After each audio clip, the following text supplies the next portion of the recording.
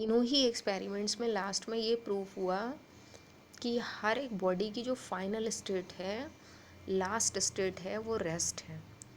लेकिन जो अर्थ पे उनके एक्सपेरिमेंट थे वो पूरी तरह से सही प्रूव नहीं हो पाए थे, क्योंकि उसका रीज़न ये था कि अर्थ पे जहाँ भी मोशन कराया जा रहा है, जैसे बॉल को फ्लोर पे रोल डाउन कराया जा रहा है, तो बॉल फ्लोर से टच करके चल रही है।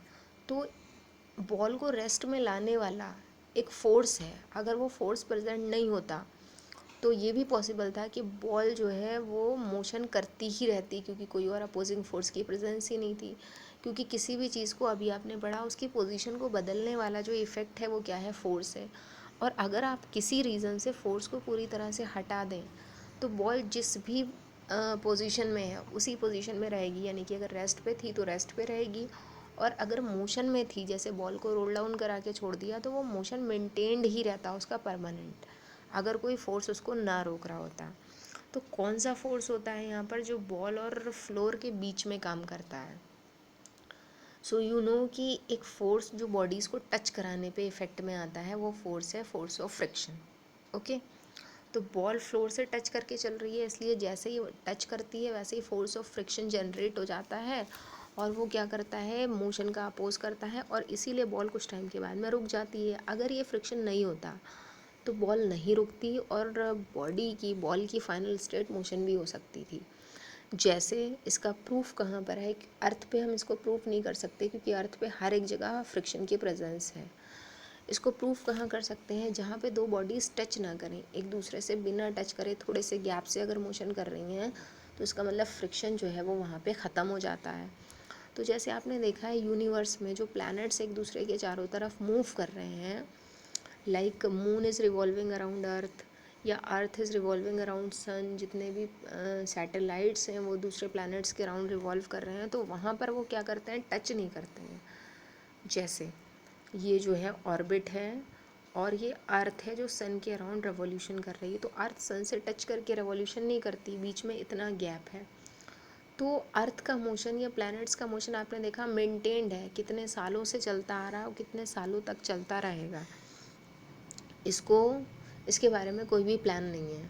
तो इसका मतलब कि वो जो सारी चीज़ें हैं, जो सेलेस्टियल बॉडीज़ हैं, प्लैनेट्स हैं, सन है, अर्थ है, मून है, तो उनमें जो फाइनल स्टेट है वो रेस्ट तो नहीं है, वो तो मोशन ही है, और मोशन बहुत टाइम से मेंटेन्ड है।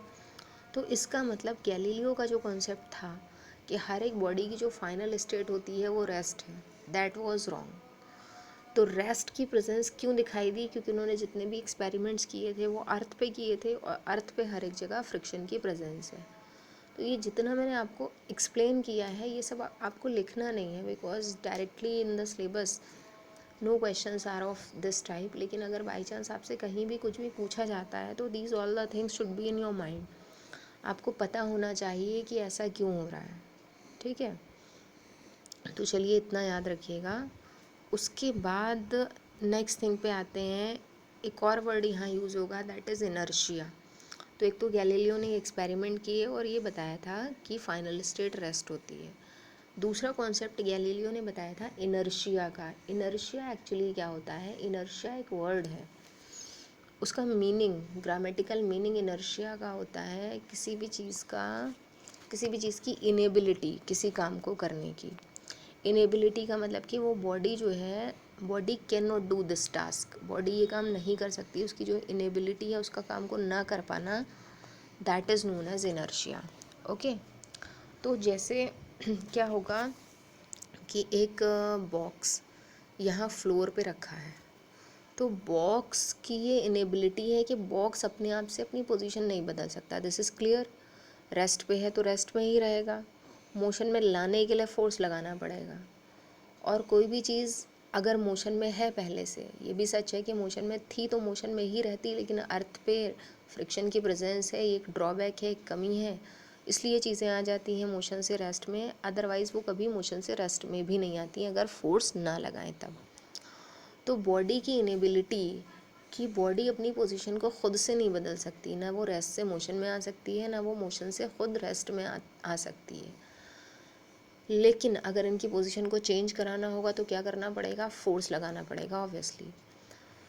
उसके अलावा बॉडी और क्या क्या काम अपने आप से नहीं कर सकती, वो अपनी स्पीड को घटा या बढ़ा नहीं सकती है, बॉडी अपनी डायरेक्शन को चेंज नहीं कर सकती है, बॉडी अपना शेप चेंज नहीं कर सकती, अपना साइज़ चेंज नहीं कर सकती है बिना किसी एक्सटर्नल फोर्स के। तो इनर्शिया का कॉन्सेप्ट जो है वो फोर्स के कॉन्सेप्ट से पहले आया था। ये बताया गया है कि इट इज़, इनर्शिया क्या होता है, it is the inability of a body that it can not change its state of rest, ना तो वो रेस्ट को बदल सकती है ना ही यूनिफॉर्म मोशन को। यूनिफॉर्म मोशन वर्ड में डायरेक्शन, स्पीड सब कुछ इन्वॉल्व है। शेप साइज़ का रोल नहीं होता है यहाँ पर, इसलिए क्योंकि मोशन की बात कर रहे हैं, मोशन हमें स्टडी करना होता है। शेप साइज़ में रेस्ट से रिलेटेड चीज़ें हैं, तो वो एक फैक्टर तो है, लेकिन यहाँ पर यूनिफॉर्म मोशन ही बोला जाता है, रेस्ट या यूनिफॉर्म मोशन। तो इनर्शिया का मतलब क्या हुआ कि inability of a body that it can not change its state of rest और of uniform motion by itself, it is called inertia. अब इनर्शिया के साथ में एक और चीज़ आती है कि मास, मास का क्या रोल है इनर्शिया में। तो mass is the measure of inertia, यानी कि ये जो बॉक्स है ये अगर छोटा सा होगा तो इसकी पोजीशन को बदलने के लिए कम फोर्स लगाना पड़ेगा, अगर ये बड़ा है और ज़्यादा लगाना पड़ेगा, और बहुत बड़ा है बहुत भारी है तो फोर्स की क्वांटिटी बढ़ती जाएगी। तो यानी कि जितनी भी भारी चीज़ें होती हैं उन सब का ऑब्वियसली इनर्शिया ज़्यादा होता है, क्योंकि उनकी पोजीशन को बदलने के लिए ज़्यादा फोर्स लगाना पड़ेगा। तो याद रखिएगा कि जिस बॉडी का जितना ज़्यादा मास है उस बॉडी का उतना ही ज़्यादा इनर्शिया होगा। ओके, तो mass is the measure of inertia, बहुत इंपॉर्टेंट कॉन्सेप्ट है। तो इनर्शिया के बाद में फोर्स का कॉन्सेप्ट कैसे आता है, तो जैसे आपने देखा कि ये बताया गया कि बॉडी अपने आप से पोजीशन नहीं बदलेगी, ना स्पीड बदलेगी और ना ही डायरेक्शन बदलेगी। तो फिर क्वेश्चन ये आया कि तो फिर ये सारी चीज़ें चेंज कैसे होंगी, how it is possible to change all these parameters. तब नाम आता है फोर्स का कि now for all these changes force is responsible.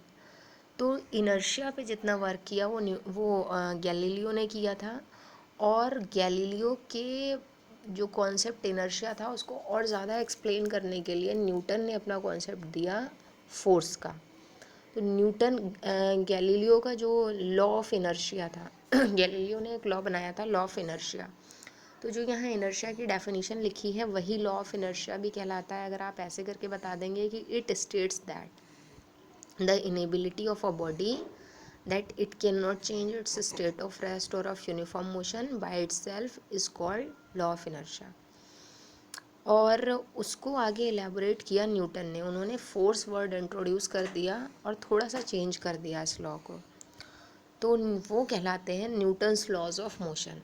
तो ये फर्स्ट लॉ ऑफ मोशन जो है न्यूटन का, that I will explain to you. तो न्यूटन के सबसे पहले तो सारे लॉज एक हेडिंग लिख देंगे आप, इसके बाद में आपको ये नोट करनी है डेफिनेशन इनर्शिया की, ठीक है।